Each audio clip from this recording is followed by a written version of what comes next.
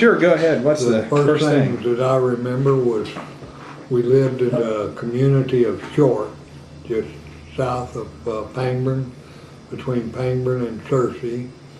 We lived in a big log house. We lived with Grandma and Grandpa, and it was a farm. And there was an old horse there, an old Bell, and I don't know what the other one was. That was the team.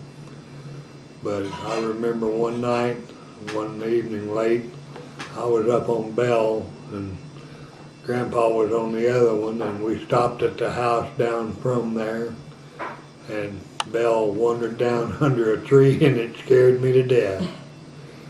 And my grandma, the thing that I remember about her is that she made hominy in the fireplace. We had a big old fireplace in this log house, and she made hominy in there, and it was real good.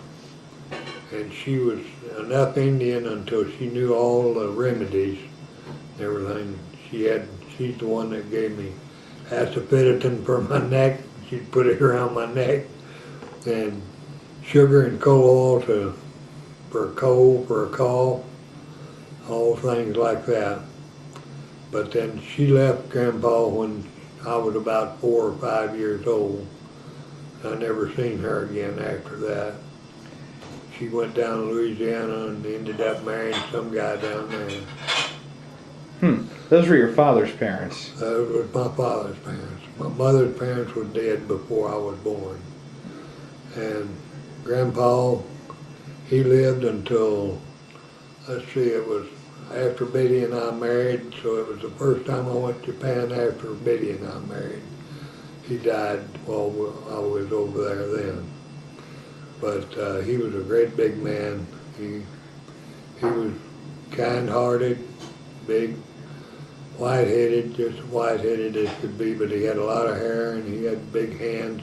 His hands was 3 times the size of mine. And he was strong in the arms and all still yet, but he'd been broke down in the back from working on the railroad. He got in an accident on the railroad and he was broken down in the back and all, so he couldn't move around very much. What was his name? John Smith. Any idea why your grandmother left him? I never did know. I never did know why she left. But my Uncle Harv was their oldest son, and Aunt Thiele was my mother's oldest sister. So I had double cousins. There was 13 in that family that were double cousins. And the first time they came to see us that I remembered of was out there on the farm, and they came in a school bus. They had a colored driver and a school bus that drove them around. And that's the way they traveled. And that's about all I remember about them. Did you know your grandparents that well, Jean? No, I only knew Grandpa John. All of them were gone, and I was a little girl when he died, so I can barely remember him, but he was a big man, I remember that. And I guess my first thing that I really remember is that when this one, I was a little girl and he come home, and I'd be off somewhere away from the house. I'd hear this loud whistle, and I knew it was time for Junie to go home. You was gonna get whooped if you did. I was gonna get a whipping if I didn't go. That was all I knew of our grandparents. So what was your dad like? Dad was a very quiet man. He weighed 210 to 230 pounds, and he was about a third Indian, but he was real quiet. He didn't say nothing to anybody, didn't want nobody saying much to him, and if he didn't like you, just leave him alone and he was all right. I seen him hit a colored guy one night. We'd been working in the shop all day, and we started home that Saturday night, and he had all the money from the week of the shop. And this colored guy come out of an alley, He was drunk, I think, but he staggered up to Pop, said something. Pop reached down and hit him, just turned him upside down. Just kept walking, didn't say a thing. He kept walking. And what did he do for a living? He did all kinds of different things. He was farmer, was shoe repairman, saddle maker, worked in a gravel pit. He worked at a place that made gravel, and that's where he operated the jackhammer. The jackhammer was 90 pounds, and he'd work it all day long. They worked from 6 o'clock in the morning till 6 o'clock at night. And then we'd go swimming in the river.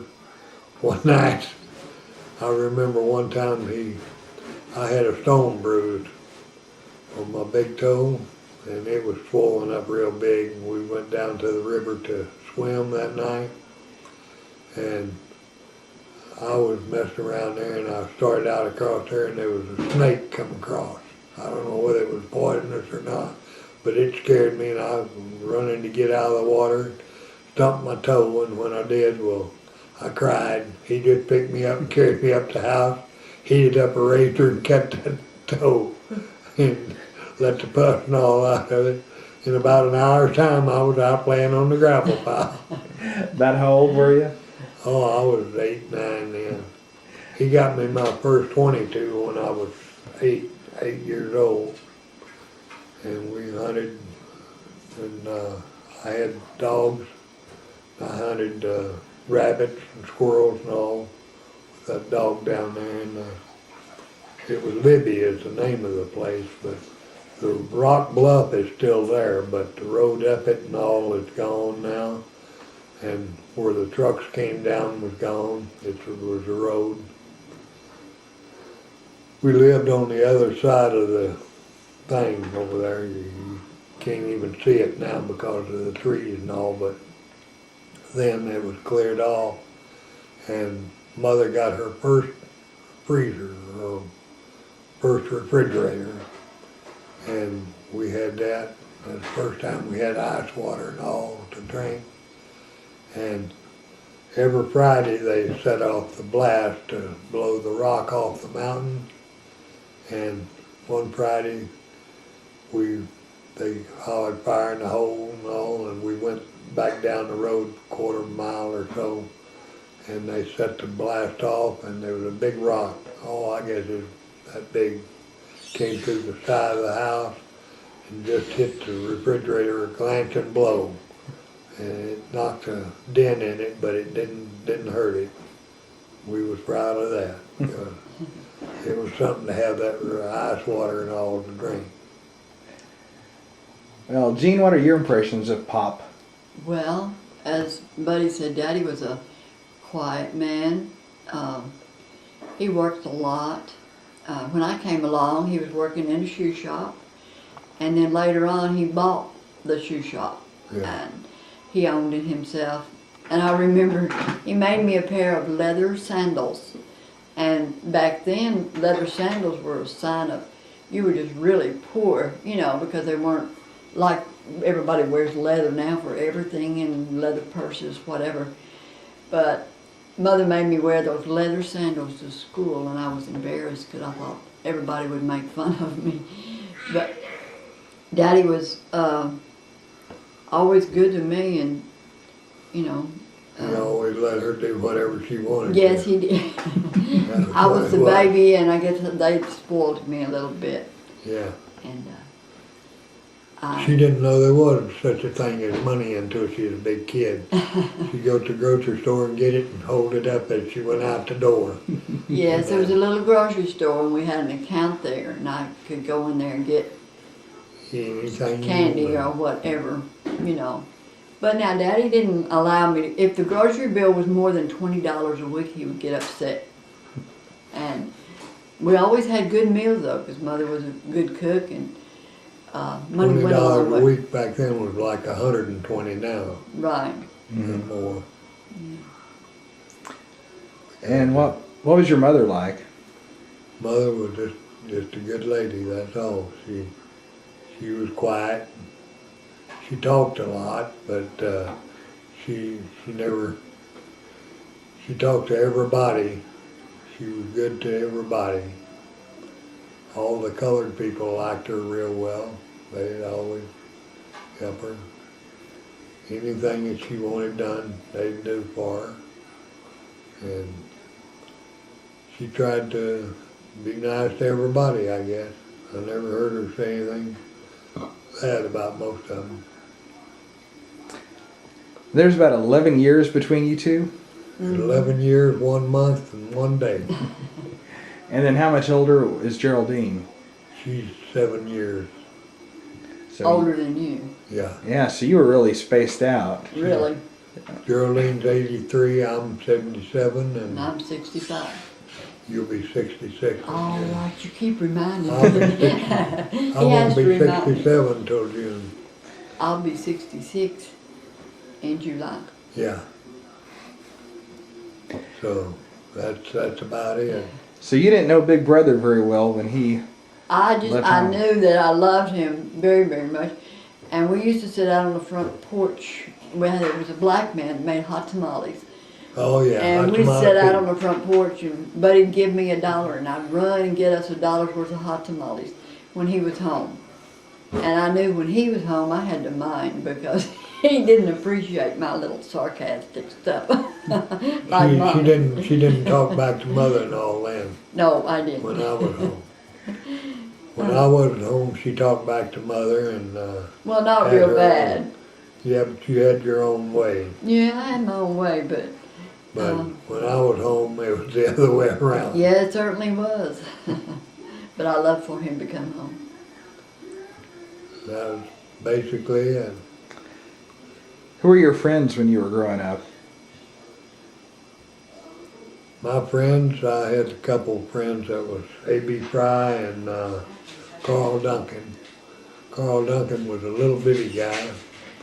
He later on became an alcoholic and he'd fight a buzzsaw. And he'd always in trouble in school. And A.B. was a big old boy. He was a garbage man there in Newport. And Pete Williams. I never did talk to him very much after I went in the Army. And Pete Gwynn, I knew him. He was an insurance man there in Newport. But Pete I played football with. Well, last year I went to school, which was the 9th grade. He was a 10th grader or 11th grader. And we played football together. But old Jim Rainey, I knew him. He was several years. He was 5 or 6 years older than I was, but he was later my friend that I ran around with when I'd come home from the Army on leave or on the weekends. And his mother was a big old lady, and they owned a big farm over across the river. And his mother always tickled me because she'd say, "Now, Danny, don't you let Jim take you out to these old dens of sin tonight." And I was the one that was taking him. We'd go out to the club, but we had a good time. When you were kids, what did you do for fun? Lord goodness. We climbed up on the bridge, that river bridge there at Newport. We'd get in the girders up there. Carl Duncan was small enough he could get inside, and we'd shine the light in there. He'd get us pigeons and we'd cook them. And then we'd go back down in the river, on the river bottoms, hunting. We'd hunt rabbits, squirrels, whatever. Whatever we killed, we ate.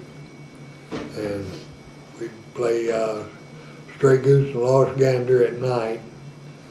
Run all over that end of town. How do you play that? It's like you had a home base, and one person would be the one that was the one be it, and then the others would take off, and they'd have to try to catch you. And when they caught you, well, then you was it until you caught somebody else. And we'd play that. The boundaries was the river and the levee on two sides, and I think it was 5th or 6th Street on the other side. But we'd go towards town that far, and we run. It was a big area that we ran in. Covered all the colored town and all that. We had a good time. Gene, what'd the girls do for fun? Well, we used to ride our bicycles up to the top of the levee, and we had pasteboard boxes up there, and we would slide down the levee on those pasteboard boxes. Yeah. And we played jacks. It's a game with ball and little thing they call jacks. Hopscotch. Just had to One make our own night- entertainment. We had one colored guy that ran with us. He worked at the grocery store over there. He was older than most of the boys. And we were down at the levee one night just as it was getting dark, and we set the levee on fire. And we couldn't get it out. And the first thing we knew that anything was coming was when the fire truck was down at the grocery store there. And by the time the fire truck got on down there, they were sounding off. By the time they got down to the levee, he was down past the colored school. He didn't run that far. He was good. But he was an egg sucker. He was a what? Egg sucker. He sucked eggs. When raw eggs, Mm-hmm. he'd pip the end of them and suck the egg out, eat them raw. He was quite a guy. Why'd you start that fire? Oh, we was roasting wingies or something and started it. No telling why we did. We caught crawdads over there behind the levee. Sometimes we'd catch 500-600 crawdads, big ones. Have 2 or 3 gallon of them. We'd pull the tails off and cook them. But that was the crawfish that we ate. And this was all in Newport. Yeah, Yes. Newport. Do you know how your parents met? They were on a farm there in Pangburn, out of Pangburn. Back down Little Red was the community they was in. My mother come from a farm family, and Dad was from a farm family. And he was born up in up in the hills there, between there and Conway, at a little town. I forget the name of it now, but he was born up there, and they moved down there, and that's where they lived. That's where they lived when they got married. They lived on what was called the King place, King Farm. And Mother and Dad told me about a horse they had, big red horse that Dad had, a saddle horse, and he was proud of it.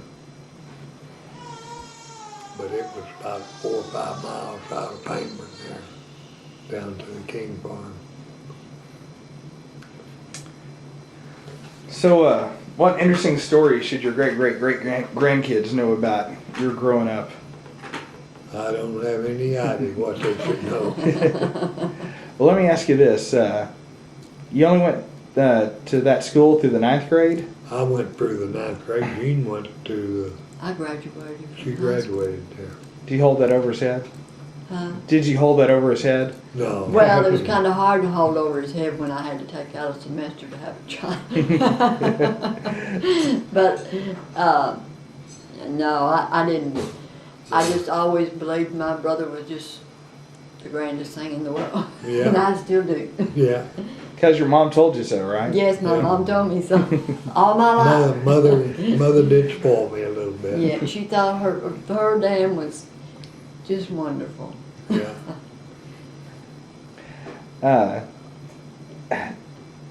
Wasn't there some story, Pawpaw, about you taking off and going to New York or something when you were a teenager? Oh yeah, when I was 15. Me and Connolly, Ace Connolly. He had been in the Navy for 4 years, and he got out of the Navy in 45, and I was 15 then. So we was gonna join the Merchant Marines. I had $50, and I think he had $50, $60, and he had a 37 Chevrolet car. And we drove that thing to New York City, and we crossed the bridge there, the tunnel, the Holland Tunnel. Got in there, and we couldn't join the Merchant Marine because I didn't have a birth certificate, and he had something. So we turned around and went home. When we got back to Missouri, down in southern Missouri there, we filled up the gas tank, and we still had $3 or $4 apiece. And we went in this restaurant and ate everything we could find because we'd been living on bologna and bread. And we ate a couple plate lunches apiece, and then we made it on home. Did your parents know you were going to New York? Yeah, mother did. And, What'd she say when you told her you were going to do that? oh, she threw a fit. But I went, and then when I joined the Army, was the next year, I was 16, and Dad had to sign the papers, but he signed the papers for me, and I joined the Army. That's why I didn't know him very well. Mm-hmm. Gene was only about 5 or 6 years old when I joined the Army.